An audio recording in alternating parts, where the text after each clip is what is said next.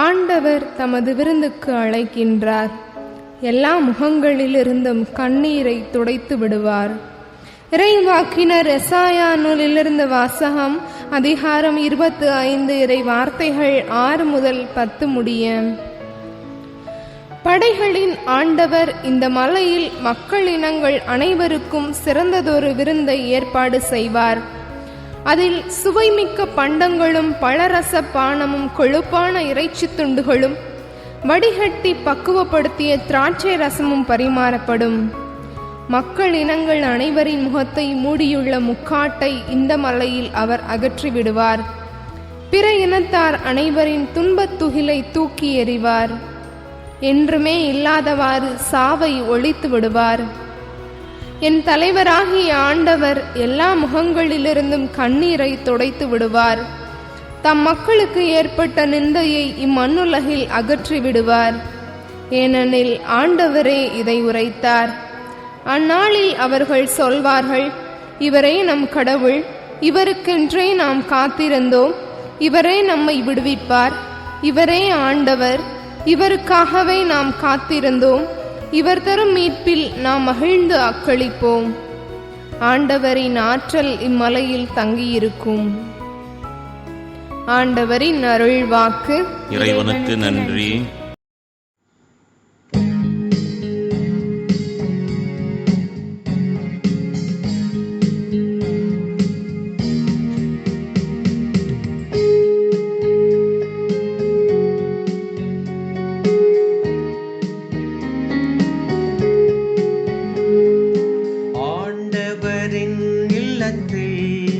நான் நெடுநாள் வாழ்ந்திருப்பேன்.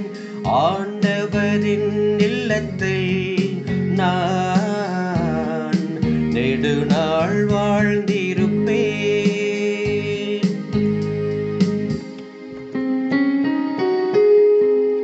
ஆண்டவரே என் நாயர், எனக்கேதும் குறையில்லை. பசும் புல்வெளி மீது என்னை அவர் இளைப்பாற செய்வார். அமைதியான நீர்நிலைகளுக்கு என்னை அழைத்து செல்வார். அவர் எனக்கு புத்துயிர் அளிப்பார்.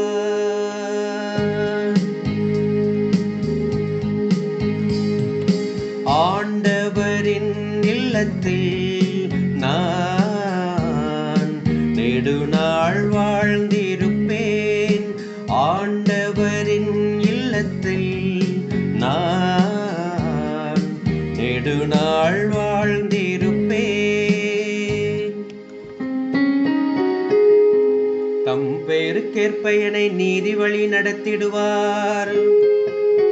மேலும் சாவினிருள் சூழ் பள்ளத்தாக்கில் நான் நடக்க நேர்ந்தாலும் நீர் என்னோடு இருப்பதால் எத்தெங்கிற்கும் அஞ்சிடேன். உம் கோலும் நெடுங்கழியும் என்னை தேற்றும்.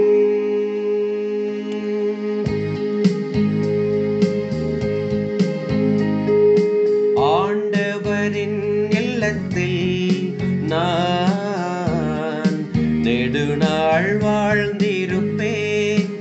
ஆண்டவரின் இல்லத்தில் நான் நெடுநாள் வாழ்ந்திருப்பேன்.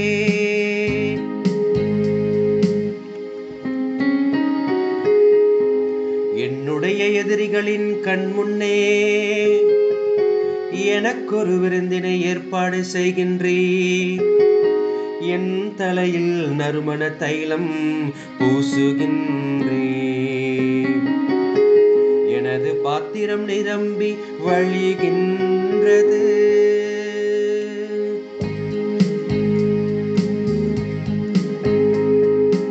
ஆண்டவரின் இல்லத்தில் நான் நெடுநாள் வாழ்ந்திருப்பேன்.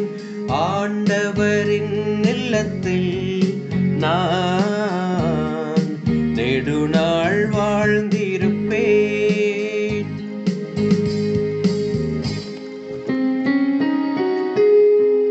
உண்மையாகவே என் வாழ்நாள் எல்லாம் உம் அருள் நலமும் பேரன்பும் என்னை புடை சூழ்ந்து வரும். நானும் ஆண்டவரின் இல்லத்தில் நெடு நாள் வாழ்ந்திருப்பேன். ஆண்டவரின் இல்லத்தில் நான் நெடு நாள் வாழ்ந்திருப்பேன். ஆண்டவரின் இல்லத்தில் நான் நெடு நாள் வாழ்ந்திருப்பேன்.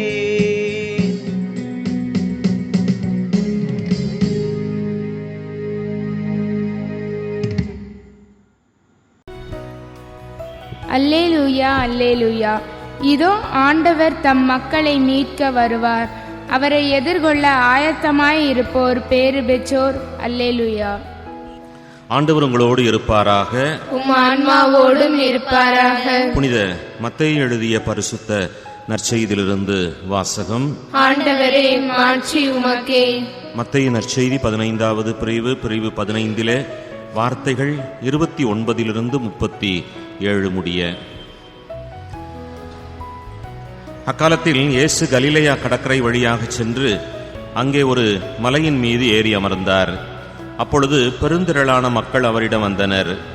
அவர்கள் தங்களோடு கால் ஊனமுற்றோர், பார்வையற்றோர், உடல் ஊனமுற்றோர், பேச்சற்றோர் மற்றும் பிற நோயாளர் பலரையும் அவர் காலடியிலே கொண்டு வந்து சேர்த்தனர். அவர்களை அவர் குணமாக்கினார்.